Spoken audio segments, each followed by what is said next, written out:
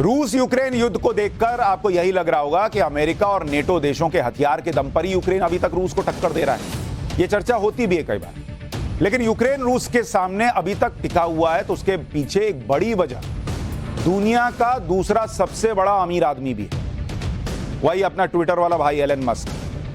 अब आप सोच रहे होंगे कि एलन मस्क तो यूक्रेन को कोई हथियार दे नहीं सकता, ना यूक्रेन में उतरकर युद्ध लड़ रहा है, तो एलन मस्क के सहारे यूक्रेन युद्ध कैसे खींच रहा है भाई?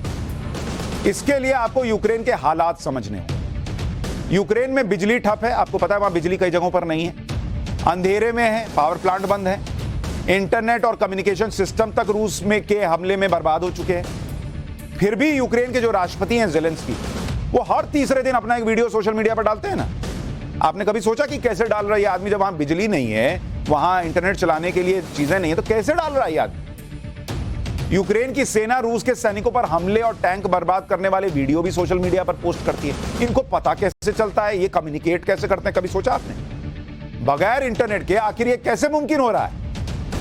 यहीं पर इसी सवाल के साथ एंट्री होती है अपने ट्विटर वाले भैया एलन मस्क की। एलन मस्क की एक कंपनी है स्टारलिंक, की कंपनी स्टारलिंक की सर्विस शुरू कर दी और भाई अभी भी बंद नहीं कर रहा, और वो बंद नहीं कर रहा, इधर युद्ध बंद नहीं हो रहा। आज की तारीख में युद्ध लड़ने के लिए जितना जरूरी है हथियार का होना, युद्ध लड़ने वाले जज्बे का होना, उतना ही जरूरी है कम्युनिकेशन का होना।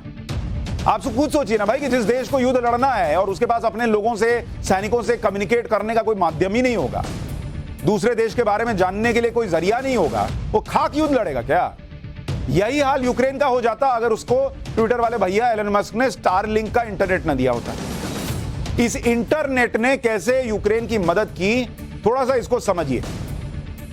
स्टारलिंक इंटरनेट सर्विस पर क्या होता है कि किसी तरह के जैमर का असर ही नहीं होता, तो रूस चाहे भी तो ये इंटरनेट बंद नहीं कर सकता। अभी अगर किसी इलाके में जैमर लग जाए तो मोबाइल और इंटरनेट सिग्नल बंद हो जाता है, वो बंद ही नहीं होता एलन मस्क वाला इंटरनेट। स्टारलिंक इंटरनेट के कारण यूक्रेन के सैन्य हेडक्वार्टर और वॉर जोन में सैनिकों के बीच कम्युनिकेशन आसान हो गया।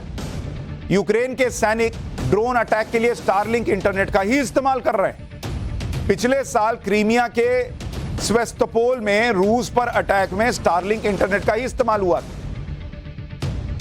स्टारलिंक इंटरनेट की मदद से ही रूस के टारगेट की तस्वीर यूक्रेन के सैनिक ग्रुप में अपलोड की जाती है और फिर सीनियर कमांडर से मंजूरी के तुरंत बाद टारगेट पर अटैक कर दिया जाता है। यूक्रेन के सैनिकों को मिसाइलों का टारगेट लॉक करने में भी स्टारलिंक इंटरनेट बड़ी मदद कर रहा है। इसकी सबसे खास बात यह है कि सैनिक स्टारलिंक की किट को अपने साथ कहीं भी ले जा सकते हैं। छोटा सा किट है, ले लिए चल दिए, कहीं लगाए, इंटरनेट आ गया। स्टारलिंक का पूरा किट सेटअप करने में मात्र 15 मिनट लगता है। और सबसे बड़ी बात, एलन मस्क यूक्रेन को फ्री में स्टारलिंक सर्विस दे रहा है, फ्री में दे रहा है भाई। तो अगर ये इंटरनेट सर्विस बंद हो जाए तो ये युद्ध भी 2 मिनट में बंद हो जाए, लेकिन वो एलन मस्क बंद नहीं कर रहा और ये युद्ध चला जा रहा है और दुनिया माथा पीट रही है कि बॉस ये दोनों लड़ रहे हैं, दुनिया तबाह हो रही है, सबकी अर्थव्यवस्थाएं नीचे जा रही है, महंगाई का दौर चल रहा है और मंदी आ रही है। रूस और यूक्रेन के बीच युद्ध पिछले साल 24 फरवरी को शुरू हुआ और युद्ध शुरू होते ही रूस ने यूक्रेन के इंटरनेट और मोबाइल सर्विस पर सबसे पहले अटैक कर दिया था, क्योंकि उसको पता था कि पहले कम्युनिकेशन तोड़ो तब इसकी कमर टूटे। रूस को लगा था कि यूक्रेन का कम्युनिकेशन सिस्टम ठप हो गया तो आधी लड़ाई जीत ली, लेकिन अब यूक्रेन के उप प्रधानमंत्री मिखाइल फेदोरोव ने ट्वीट करके एलन मस्क से मदद मांगी। तब मिखाइल फेदोरोव ने लिखा था कि एलन मस्क, जब आप मंगल ग्रह पर इंसानों को बसाने की कोशिश कर रहे हैं, रूस यूक्रेन पर कब्जा करने की कोशिश कर रहा है। जब आपके रॉकेट सफलतापूर्वक अंतरिक्ष में जा रहे हैं, रूसी रॉकेट यूक्रेनी नागरिकों पर हमला कर रहे हैं, हम आपसे यूक्रेन में स्टारलिंक सर्विस मांग रहे हैं। वो भाई ने मदद मांगी। ये ट्वीट फेदोरोव ने 26 फरवरी 2022 को किया। तब तक यूक्रेन में एलन मस्क की स्टारलिंक सर्विस नहीं थी। हाँ, उसके आसपास के यूरोपीय देशों में स्टारलिंक की सर्विस जरूर थी। यूक्रेन के डिप्टी पीएम के ट्वीट के बाद एलन मस्क ने अपनी टीम को कहा होगा कि सैटेलाइट का डायरेक्शन यूक्रेन की तरफ घुमा दो थोड़ा सा। टीम ने सैटेलाइट को यूक्रेन के ऊपर पहुंचा दिया और मदद मांगने के ठीक अगले दिन एलन मस्क ने ट्वीट किया कि स्टारलिंक की सर्विस अब यूक्रेन में शुरू हो गई है, जल्द और टर्मिनल पहुंचेंगे। तो भाई ने और इसी तरह ब्रिटेन ने यूक्रेन को सैन्य मदद दी है, करीब 2.3 बिलियन यूरो, यानी करीब 20,000 करोड़। यानी अमेरिका और ब्रिटेन के हथियारों और पैसे जो कहीं ज्यादा है एलन मस्क के मुकाबले, लेकिन काम क्या आ रहा है, ये एलन मस्क का जो इंटरनेट है ना, ये ज्यादा काम आ रहा है। क्योंकि इंटरनेट होगा तभी तो मिसाइल और ड्रोन का सही इस्तेमाल कर पाएगा यूक्रेन। हालांकि कुछ इंटरनेट मार्केट एक्सपर्ट्स की राय है कि यूक्रेन की फ्री में मदद कर एलन मस्क ने अपनी कंपनी का ग्लोबल प्रचार कर दिया, जिससे भविष्य में स्टारलिंक बड़ा फायदा उठा सकता है, क्योंकि वो तो पैसा कमाने वाला आदमी है ना, वो फ्री में थोड़ी कर रहा होगा। तो कुछ लोगों को लग रहा है कि ये सबने सुन लिया स्टारलिंक स्टारलिंक स्टारलिंक, तो अब कहीं कुछ जरूरत होगी तो लोग ये स्टारलिंक के लिए बोलेंगे। स्टारलिंक का सिग्नल यूक्रेन में बहुत काम आ रहा है, लेकिन स्टारलिंक का इंटरनेट काम कैसे करता है बॉस? कैसे इस पर जैमर काम नहीं करता, कैसे ये सब जगह पहुंच जाता है? बड़ा आसान है इसको इस्तेमाल करना। ये आपके मन में भी सवाल आ रहा होगा ना, ऐसा कैसा इंटरनेट दे रहा है भाई?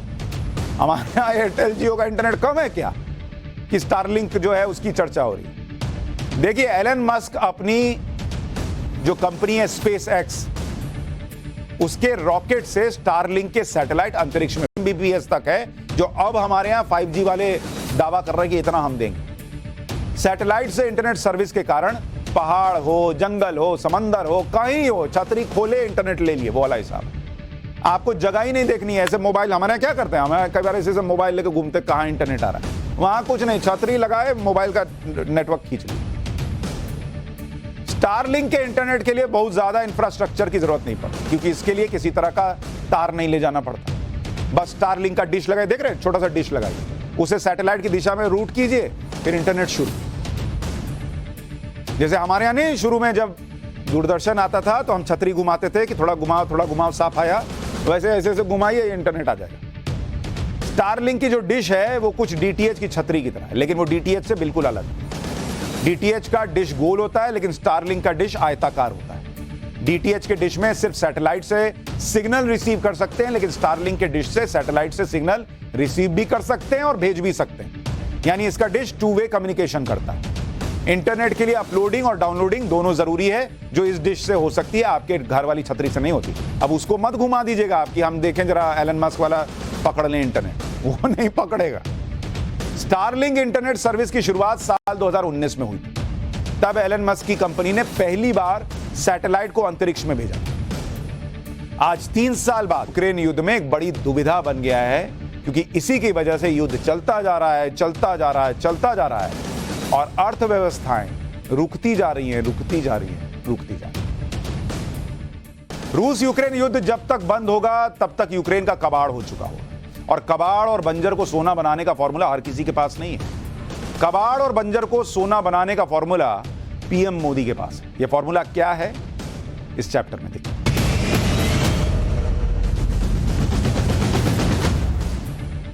किसी चीज को देखने का सबका अपना अलग अलग नजरिया होता है। जैसे आप किसी चीज को बेकार कह सकते हैं, कबाड़ मानकर अनदेखा कर सकते हैं, लेकिन कोई और व्यक्ति उसी चीज में अपना फायदा देख लेता है।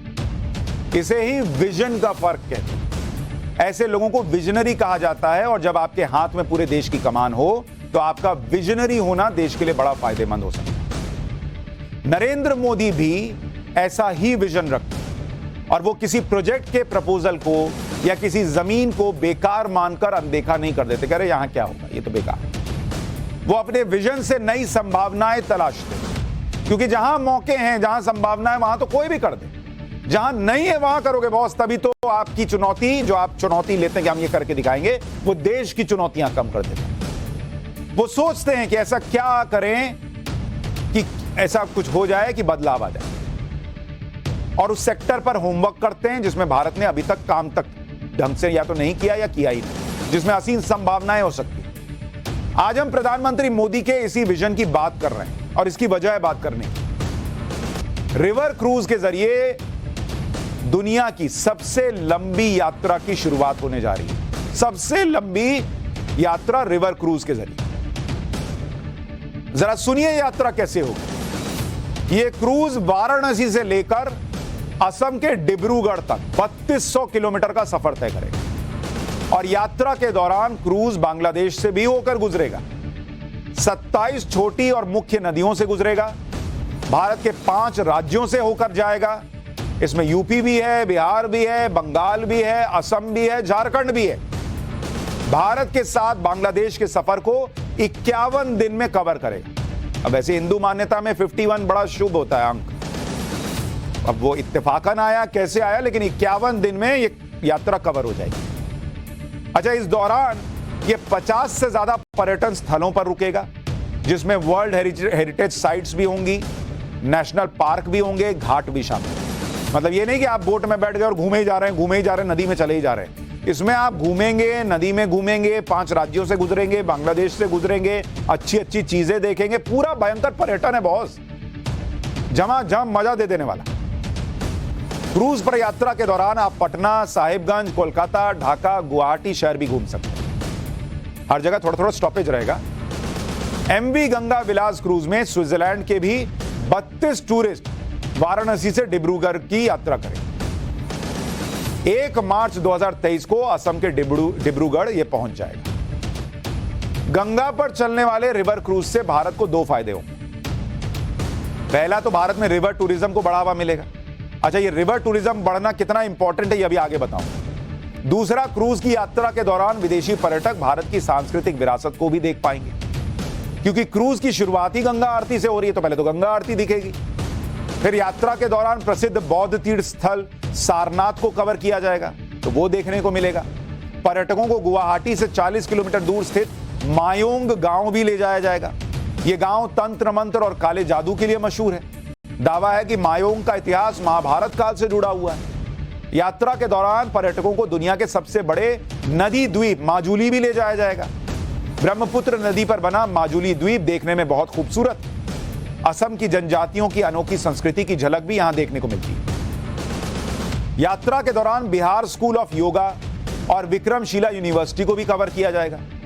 इसके अलावा वर्ल्ड हेरिटेज साइट्स सुंदरबन, जो रॉयल बंगाल टाइगर्स के लिए प्रसिद्ध है, और काजीरंगा नेशनल पार्क, जो एक सींग वाले गेंडे के लिए प्रसिद्ध है, इन दोनों जगहों को भी क्रूज की यात्रा के दौरान कवर किया जाएगा। कुल मिलाकर क्रूज यात्रा के दौरान विदेशी टूरिस्ट भारत की सांस्कृतिक विरासत के दर्शन करेंगे, उन्हें भारत के अलग अलग सांस्कृतिक और आध्यात्मिक कल्चर को जानने का मौका मिलेगा।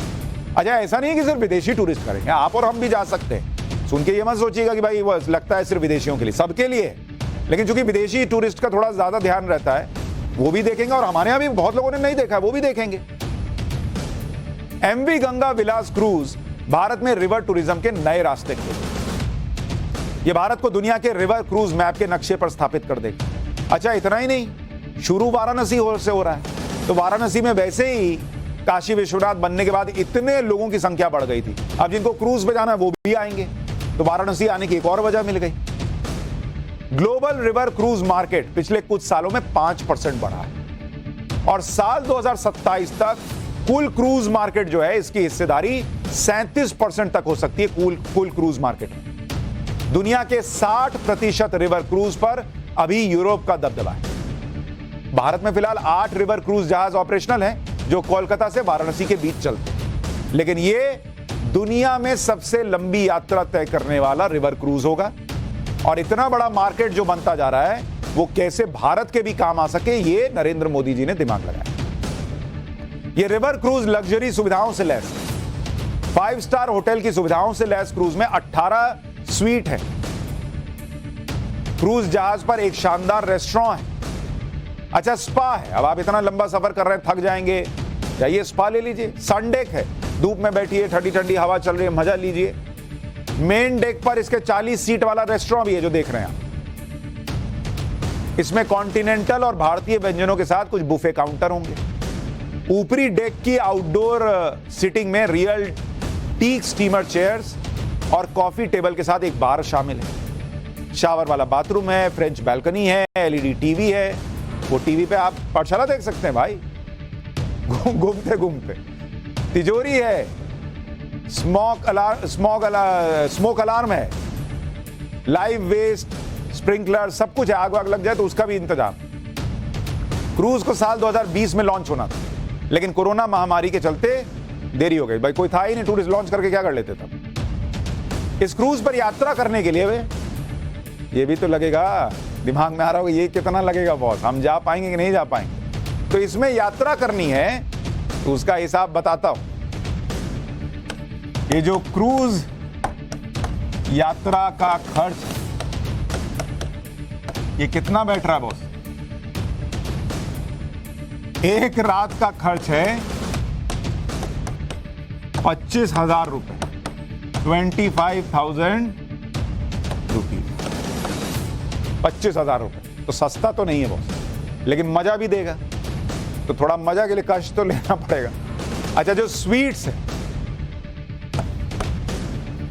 उनके लिए कहा जा रहा है कि जो खर्च है वो 38 लाख की पेमेंट हुई है। और कितने स्वीट्स हैं? 18 स्वीट्स हैं ना, तो वो 18 स्वीट्स के लिए 38 लाख की पेमेंट हुई है। और ये कह रहे हैं कि पहले से बुक है, कई कई दिन का बुक है, लोगों ने बुक करा लिया कि भैया हमको घूमने जाना है, इतनी डिमांड है। 360 से 380 स्क्वायर फीट के रूम। क्रूज की टिकट आप अंतारा लग्जरी रिवर क्रूजेस की वेबसाइट से बुक करा सकते हैं। क्रूज की क्षमता 80 यात्रियों की है। अगले 2 सालों के लिए क्रूज के सारे टिकट बिक चुके हैं, तो आप 2 साल तक पाठशाला में वीडियो देखिए और मजे लीजिए। 2 साल का टिकट बुक है भाई। अब हो सकता है कोई और शुरू कर दे, इतना अगर डिमांड है तो।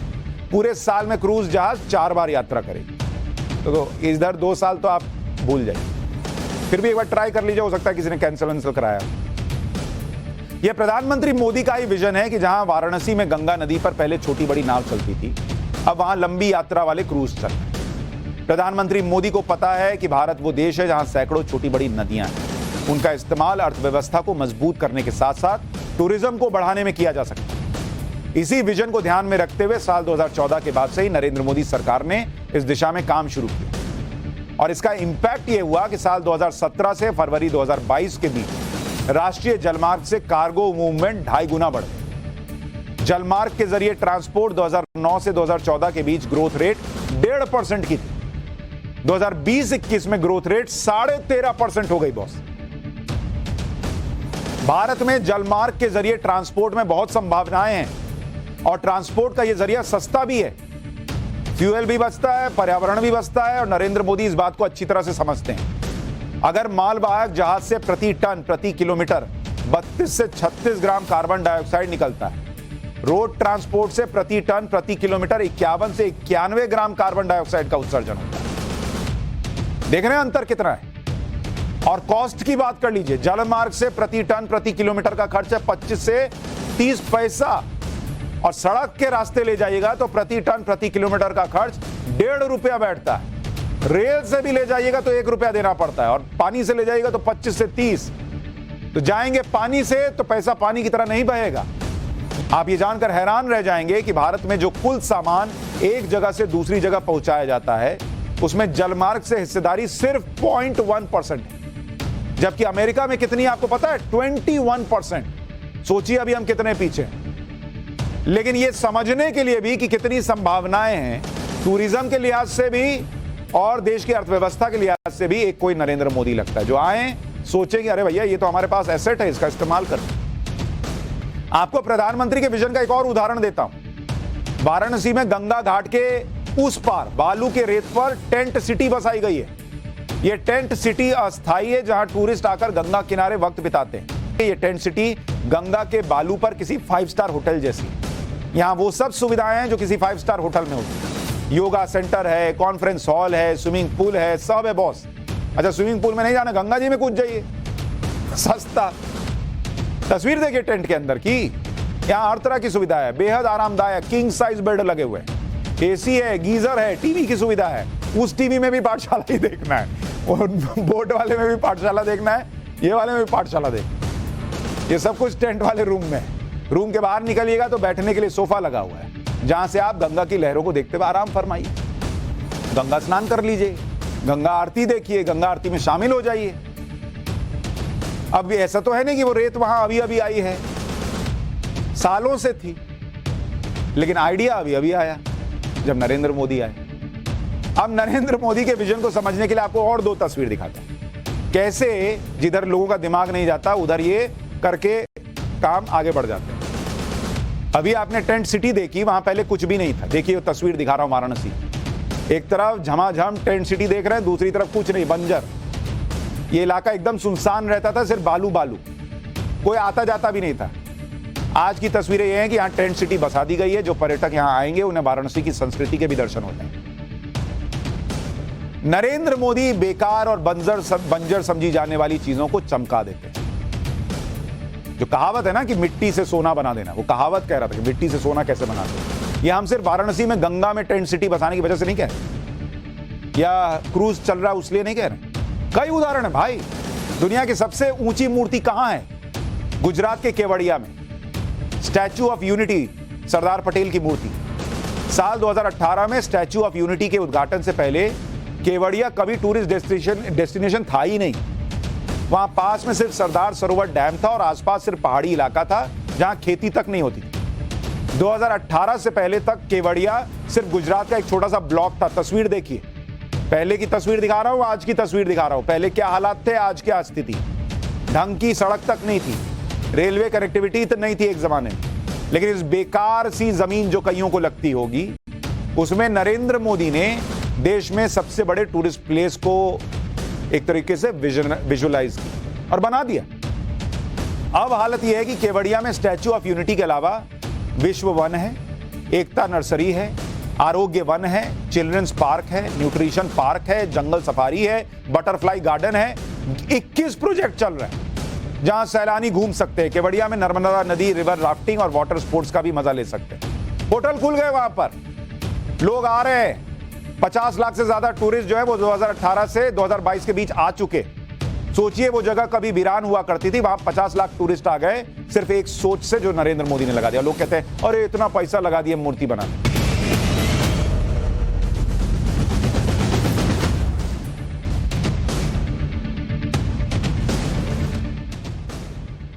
पाठशाला में मैंने आपको भारत में जल्द ही लॉन्च होने वाली इलेक्ट्रिक गाड़ियों के बारे में बताया। इलेक्ट्रिक कार्स बैटरी से चलती हैं और इन कारों से प्रदूषण कम होता है, लेकिन ये गाड़ियां अभी भी महंगी। आने वाले समय में भारत में इलेक्ट्रिक गाड़ियों की कीमत कम हो सकती है, लेकिन आपको निराश होने की जरूरत नहीं है। आज आपको उन बाइक्स के बारे में, मोटरसाइकिल्स के बारे में बताऊंगा जो 70 रुपए प्रति लीटर वाले फ्लेक्स फ्यूल से चलेंगे। अब आप कहेंगे बॉस ये एक नया चीज लेके आ गया। जिसकी बात कर रहा हूं उसका नाम है फ्लेक्स फ्यूल। अब ये फ्लेक्स फ्यूल क्या वाला है और ये कैसे 70 रुपए प्रति लीटर मिलेगी या मिल सकती है और इस पर चलेगी, आज इसका चैप्टर आपको बताऊं। लेकिन पहले समझिए कि ये फ्लेक्स फ्यूल को लेकर जो गाड़ियां और बाइक्स आ रही हैं वो कैसी होंगी, कैसे चलेंगी, फिर बताऊंगा फ्लेक्स फ्यूल है। इन बाइक्स को ऑटो एक्सपो में दिखाया गया है जो फ्लेक्स फ्यूल से चले। इनकी कीमत क्या होगी, वो कौन सा फ्यूल है जो 70 रुपए लीटर मिलेगा फ्लेक्स फ्यूल, बाइक कैसे चलेगी, सब आज आपको डिटेल में बताऊं। जिस फ्लेक्स फ्यूल से ये बाइक्स चलेंगी उन बाइक्स के बारे में पहले सुन लीजिए। हीरो मोटोकॉर्प ने ऑटो एक्सपो में ग्लैमर एक्सटेक बाइक की झलक दिखाई। ये बाइक देख रहे हैं, यही है हीरो की ग्लैमर बाइक। आप में से कई लोगों ने चलाई भी होगी, लेकिन नई वाली ग्लैमर बाइक कुछ खास है।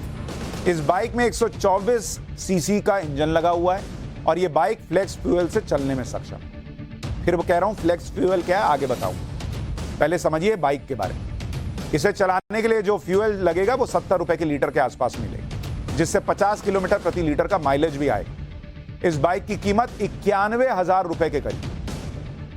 अच्छा, जिस फ्लेक्स फ्यूल से यह बाइक चलेगी उसके बारे में जब आगे बताऊंगा तो आपको पता चलेगा कि इसमें चुनौतियां क्या क्या है।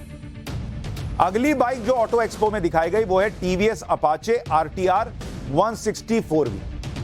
टीवीएस कंपनी अपाचे बाइक युवाओं में काफी लोकप्रिय है और इस बाइक में 159 सीसी का इंजन लगा हुआ है। पेट्रोल से चलने वाले मॉडल से अलग दिखाने के लिए इस बाइक में हरे रंग का इस्तेमाल किया गया, मतलब एनवायरमेंट फ्रेंडली। यह बाइक 20% एथेनॉल मिक्स पेट्रोल से लेकर 85% एथेनॉल मिक्स पेट्रोल से चल सकती है। इस बाइक की कीमत 1,21,000 रुपए से 1,45,000 रुपए तक। बाइक की कीमत ही इतनी रख दी है कि पेट्रोल से जो पैसा बचेगा वो चला जाएगा बाइक खरीदने। जिस फ्लेक्स फ्यूल से ये बाइक्स चले, अब वो क्या बला है वो समझिए। ये जो फ्लेक्स फ्यूल आपको बता रहा हूं ये क्या बला है भाई, इससे कैसे होगा कमाल।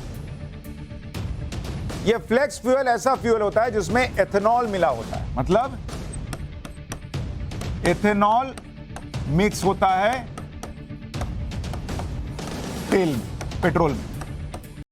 तो जब पेट्रोल में आप एथेनॉल मिला दीजिएगा तो वो बन जाता है फ्लेक्स फ्यूल। और ये एथेनॉल जो है ये किस चीज से निकलता है भाई? ये निकलता है गन्ना से। जो गन्ना आप खाते हैं तो गन्ना किसानों के लिए भी चांदी हो जाएगी जब आप एथेनॉल वाले पेट्रोल को इस्तेमाल करेंगे। चुकंदर से आपको जो है वो मिल सकता है एथेनॉल, आलू से मिल सकता है और मक्के से मिल सकता है। अब आलू और मक्का से, धान से भी मिल सकता है, तैयार किया जा सकता है। तो ये नहीं कि आप घर में आलू लेकर आए और उसको सोच रहे हैं इससे एथेनॉल कैसे निकाल लें। आपका काम नहीं है भाई, सब कुछ आप नहीं कर सकते। हालांकि देश में एथेनॉल मिक्स पेट्रोल का इस्तेमाल 2006 से हो रहा है। 2006 से पेट्रोल में 5% एथेनॉल मिलाने का फैसला हुआ। 2008 से पेट्रोल में 10% एथेनॉल अनिवार्य करने का फैसला हुआ। अब 2023 से पेट्रोल में 20% एथेनॉल अनिवार्य हो जाएगा और 2025 तक देश में 20% एथेनॉल मिक्स पेट्रोल ही बिक रहा होगा, यह भी हो जाएगा। फ्लेक्स फ्यूल से बाइक या कार चलाना कैसे सस्ता पड़ेगा यह भी आपको बता दूं। ये जो एथेनॉल है इसकी कीमत फिलहाल 65 रुपया 50 पैसे पर लीटर, मात्र 65 रुपए। अगर आप फ्लेक्स फ्यूल को सपोर्ट करने वाली बाइक खरीदते हैं जो 85% या 100% एथेनॉल से चलने में सक्षम है तो फ्यूल का खर्चा कम हो जाएगा। अभी 20% एथेनॉल मिक्स पेट्रोल मिल रहा है, लेकिन जब 100% एथेनॉल मिक्स फ्यूल मिलने लगेगा जो कि भविष्य में होगा तो इसकी कीमत जो आप पेट्रोल डलवाएंगे बाइक में, और ये बाइक आ रही है 85 से लेकर 100% फ्लेक्स फ्यूल से चलने वाली आ रही है क्योंकि उनको पता है भविष्य इसी का है। तो उस वक्त आपको जो पेट्रोल आप भराएंगे, जो फ्यूल भराएंगे वो 70-75 रुपए का मिलेगा। ब्राजील, कनाडा और अमेरिका में फ्लेक्स फ्यूल चलन में है और वहां इसकी कीमत सामान्य पेट्रोल से बहुत कम है। एथेनॉल मिक्स पेट्रोल से सरकार को कितनी बचत होगी और आम लोगों को कैसे फायदा होगा, इसके बारे में भी थोड़ा बताता हूं। पिछले 8 साल में एथेनॉल मिक्स पेट्रोल से भारत ने 41,500 करोड़ रुपए बचाए। ग्रीन हाउस गैस का उत्सर्जन भी 27 लाख टन कम हुआ है, यानी प्रदूषण में कमी आई है। एथेनॉल के बदले किसानों को पिछले 8 साल में 40,000 करोड़ का भुगतान किया गया, मतलब किसानों का अलग फायदा हो रहा है। 20% एथेनॉल मिक्स करने से कच्चे तेल का निर्यात कम हुआ है और उससे 32,000 करोड़ रुपए की बचत हुई। पेट्रोल में 20% एथेनॉल मिक्स करने के लिए देश में एथेनॉल का उत्पादन भी बढ़ाना होगा। तो मतलब एक चैलेंज भी है, और वो चैलेंज क्या है? ये जो फ्लेक्स फ्यूल है जो एथेनॉल से बनता है, इसका चैलेंज, अभी चैलेंज इसमें ये आ रहा है कि पेट्रोल में अभी कितना एथेनॉल मिक्स कर रहे हैं? Petrol plus ethanol. अब इसमें एथेनॉल कितना है? ये है मात्र 20% और पेट्रोल होता है 80%। ये आज की डेट में। और अगर आप 20% जब एथेनॉल मिक्स कर रहे हैं तो इसके लिए 20% मिक्स करने के लिए कितने एथेनॉल की जरूरत पड़ती है?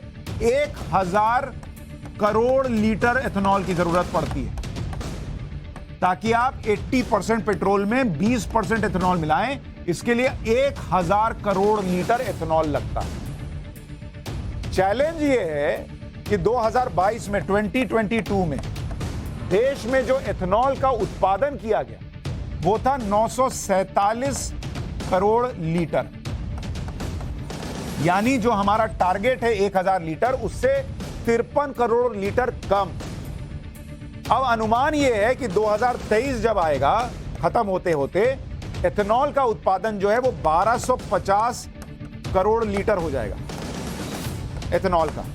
और तब तक हो सकता है कि भाई ये जो 1000 करोड़ लीटर की जरूरत पड़ रही है ये भी थोड़ी बढ़े, लेकिन फिर भी हमारे कंट्रोल में आ जाएगा। एथेनॉल उत्पादन बढ़ने से गन्ना, मक्का और धान के किसानों को भी फायदा हो। लेकिन बॉस एक चैलेंज ये है कि जब आप ये कह रहे हैं कि आप 85% से लेकर 100% एथेनॉल इस्तेमाल करेंगे, फ्लेक्स फ्यूल इस्तेमाल करेंगे, तो ये प्रोडक्शन भी जो अभी 1250 करोड़ लीटर तक पहुंच रहा है इसको भी तो 5 गुना बढ़ाना पड़ेगा।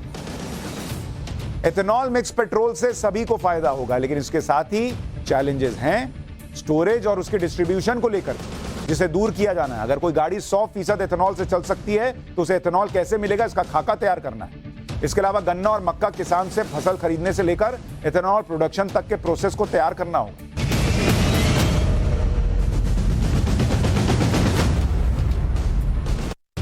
न्यूज की पाठशाला में आज के लिए इतना ही।